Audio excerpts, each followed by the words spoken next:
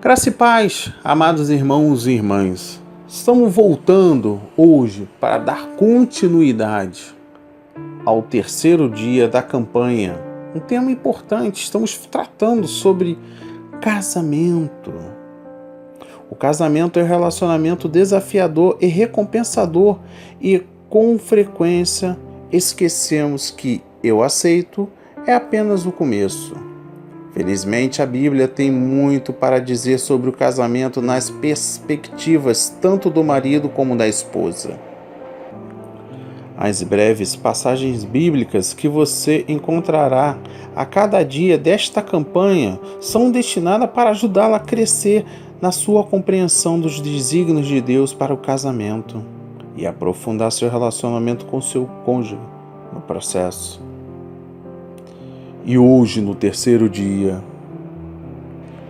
iremos iniciar a leitura no livro de Marcos, capítulo 10, versículos de 1 a 12.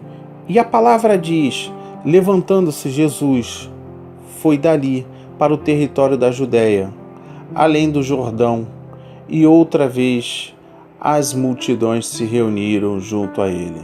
E, de novo, ele as ensinava, segundo o seu costume. E aproximando-se, alguns fariseus o experimentaram, perguntando-lhe: é lícito ao marido repudiar sua mulher?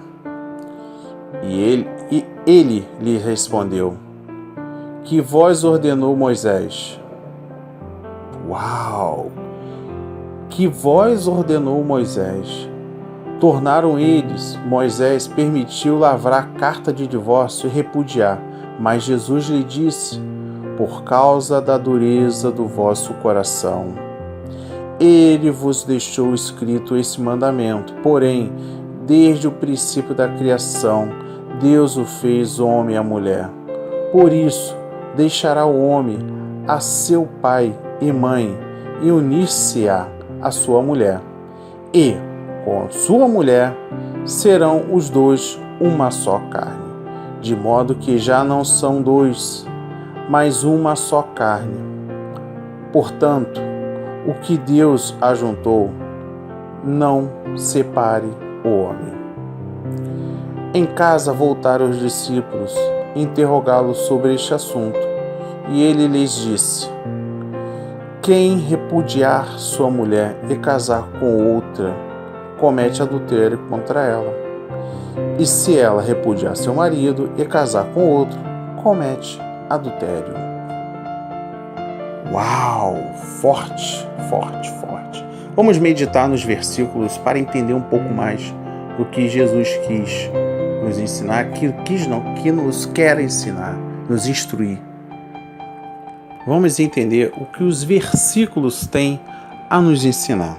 No versículo 1, levantando-se Jesus deixou Cafarnaum, onde permaneceu pouco tempo na casa de Pedro. Aqui há um importante problema textual referente à expressão. Judéia, além do Jordão, o manuscrito fornece a leitura Judéia e além do Jordão. À primeira vista que esse texto parece impossível, uma vez que parece inverter a ordem natural. Pérea e Judéia.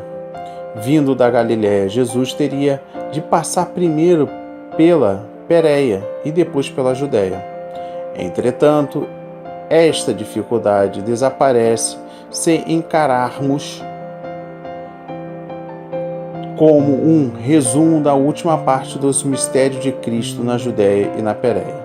Depois do período das retiradas, Jesus foi primeiro à Judéia por 3 meses, depois foi à Pérea por aproximadamente o mesmo período de tempo.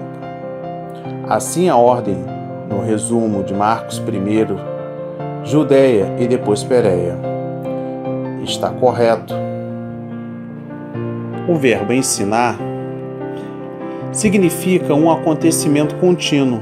Para exemplo desse ensino, veja a passagem como Lucas 13:12 e 18:14. No versículo 2, a questão apresentada pelos fariseus sobre um dos assuntos debatidos naquele dia, Os escribas que seguiam Hileu defendiam que um homem podia se divorciar de sua esposa por qualquer motivo. Os seguidores de Shammai, por outro lado, insistiam que o divórcio só era legal em caso de adultério. Experimentarem. A mesma palavra grega pode significar tentar e experimentar. Sua pergunta foi apresentada como motivação dissimulada de experimentar a Cristo. 4. Permitiu. Isto é, Moisés permitiu o divórcio. O regulamento mosaico se encontra em Deuteronômios 24:1. Deve-se notar que os fariseus não citaram as condições sob a qual Moisés permitiu o divórcio. Versículo 5. Por causa da dureza do vosso coração. Moisés estipulou, mas na realidade não ordenou. Ele permitiu por causa da condição espiritual insatisfatória do homem. Foi uma tentativa de regular e controlar o divórcio e não de encorajá-lo. Versículos de 6 a 8. A declaração que começa, Deus os fez, e que termina, serão os dois uma só carne, foi citada textualmente em Gênesis 1:27, 2:24. A condição existe no princípio, é a indicativa do ideal de Deus.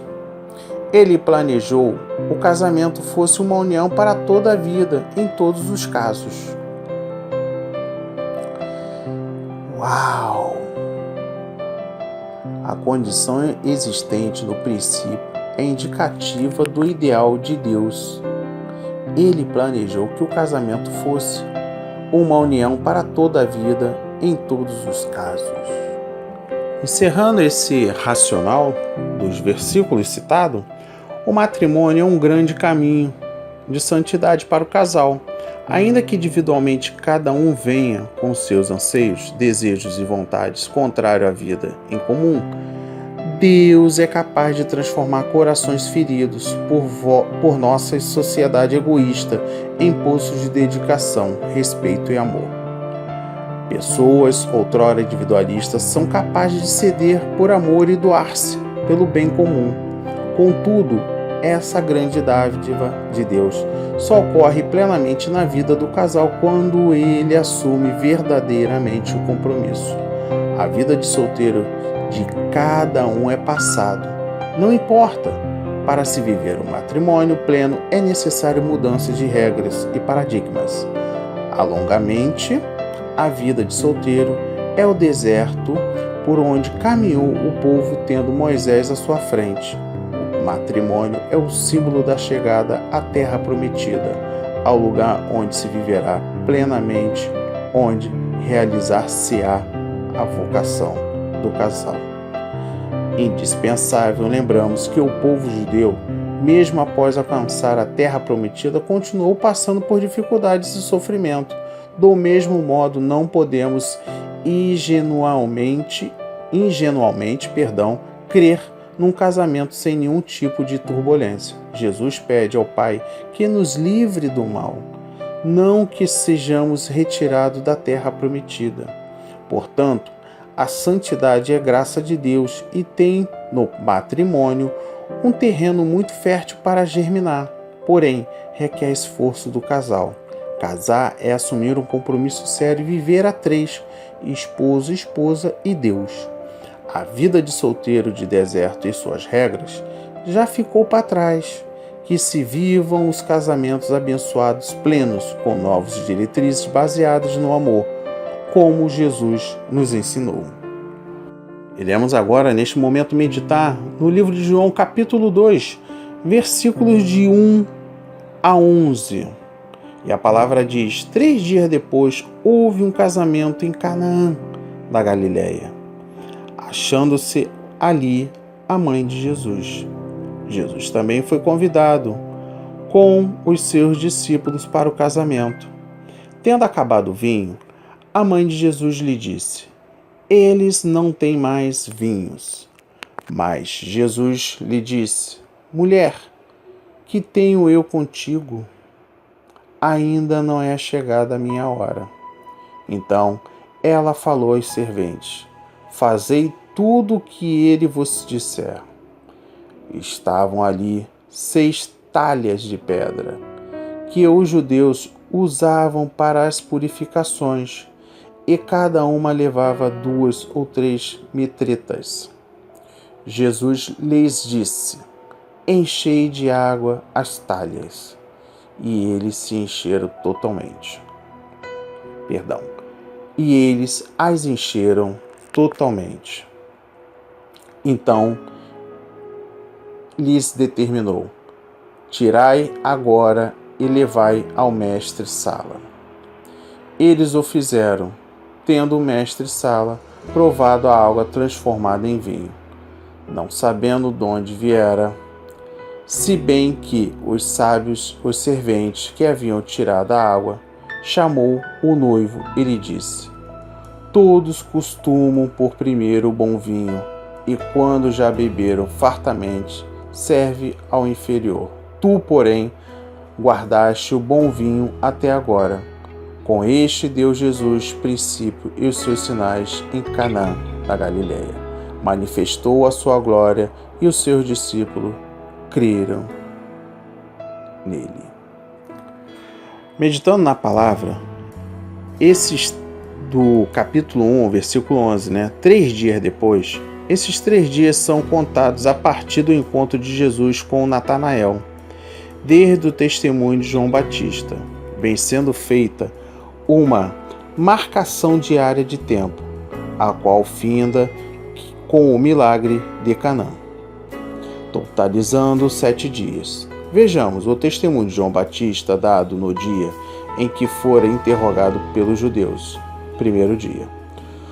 No novo testemunho de João Batista, declarado ser Jesus o Cordeiro de Deus, segundo dia. E o encontro de Jesus com os 2 discípulos de João Batista com Pedro, terceiro dia. O encontro de Jesus com Natanael, 4º dia. Somente 3 dias depois se dá o casamento em Canaã. O primeiro sinal que, como vemos, totaliza 7 dias, ou uma semana. Aquela semana fora fortemente caracterizada por testemunhos claros e relevantes sobre a messianidade de Jesus, e vem culminar no milagre da transformação da água em vinho. Isto marca o início de seu ministério entre o povo e se torna a base para o exercício da missão de Cristo no mundo e surgimento de uma nova criação, ou seja, o casamento entre Jesus e o seu povo. Os versículos 4 e 5. Ainda não é chegada a minha hora. Jesus está nos mostrando que tanto o seu relacionamento com a sua mãe quanto a sua ação messiânica devem ser visto à luz da sua crucificação e ressurreição, que naquele momento ainda está por vir. Assim, a realizar o milagre do vinho, ele não está simplesmente atento a uma demanda circunstancial, embora isto tenha também o seu valor e lugar, mas revelando a sua glória e a sua messianidade. Maria compreendeu o sentido das palavras de Jesus ao tratá-lo em termos de submissão e fé. Sua atitude é o que esperamos alcançar por meio do trabalho missionário da proclamação do Evangelho aos seres humanos.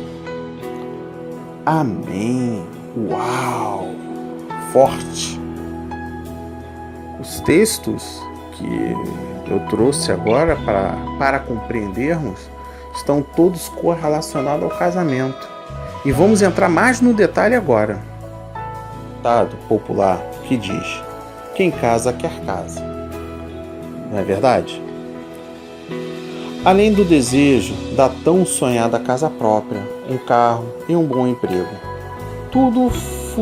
todo futuro casal faz questão de deixar uma lista enorme com os presentes de casamento que gostaria de receber.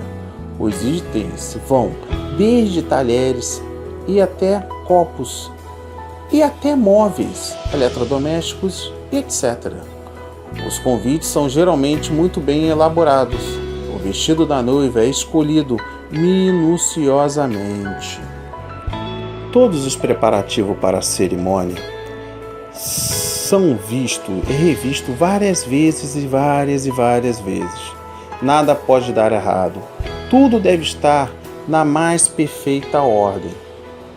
Planejar o casamento e se esmerar em fazer uma cerimônia inesquecível e uma festa bem bolada não é de forma alguma errado.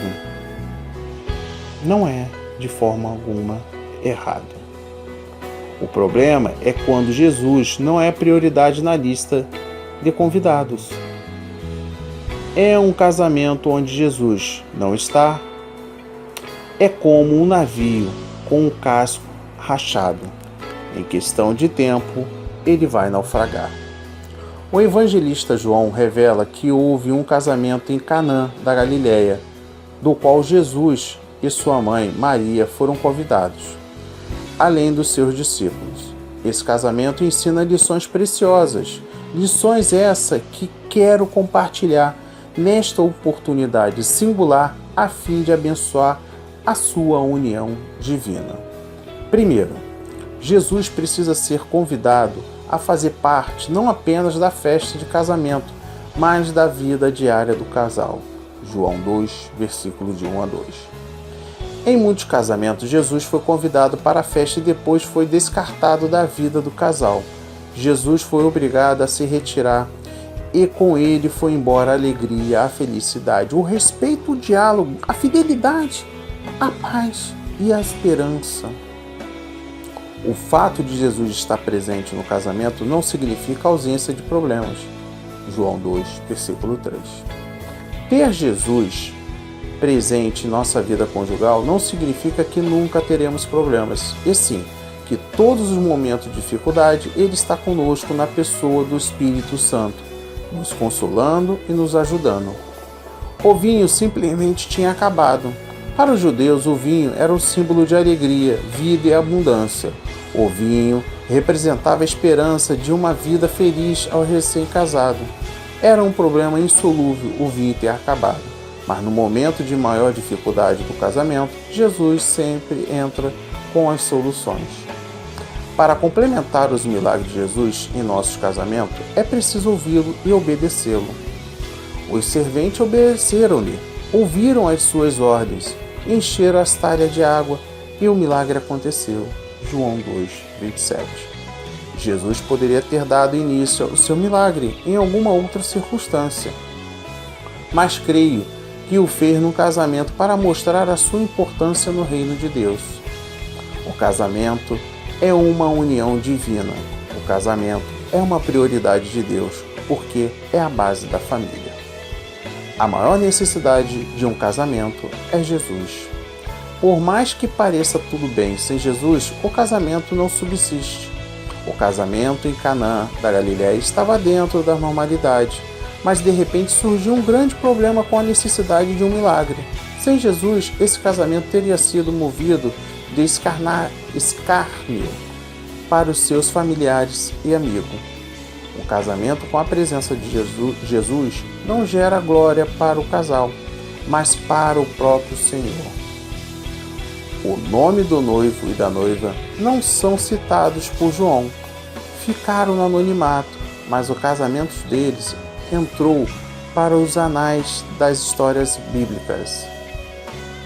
Com Jesus no nosso casamento, o nome de Deus há de ser exaltado e não o nosso.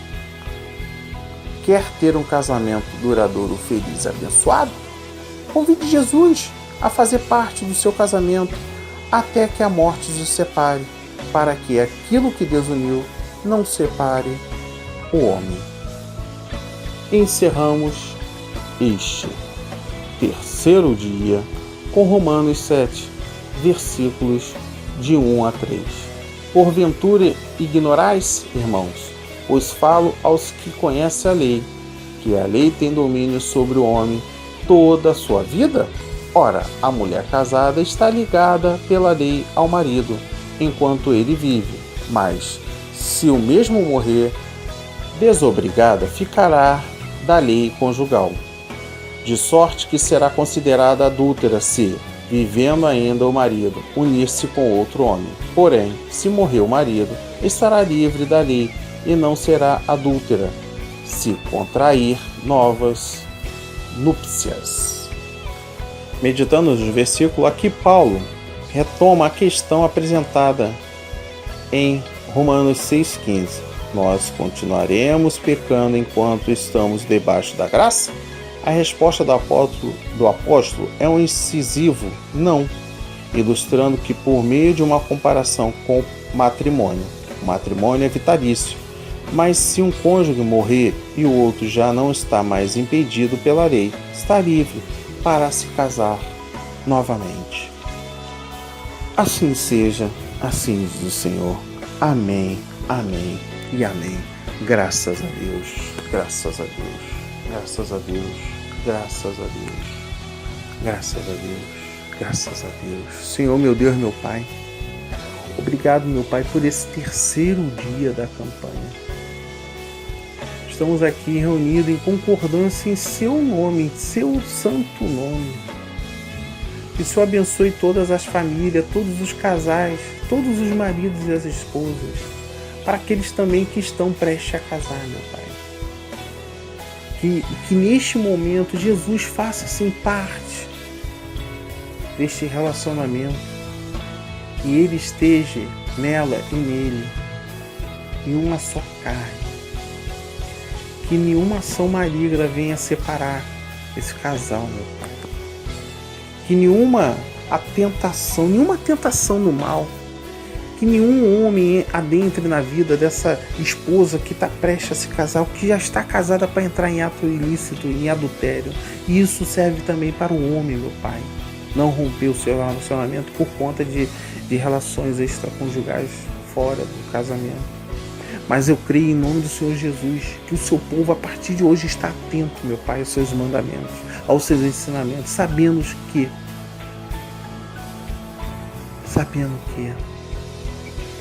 quando Jesus de fato está em nossas vidas, nada, mais nada será tocado. Amém, meu Pai. Graças a Deus, obrigado por tudo, obrigado por esse terceiro dia. Que o Senhor abençoe cada um que está ouvindo esta campanha. Shalom.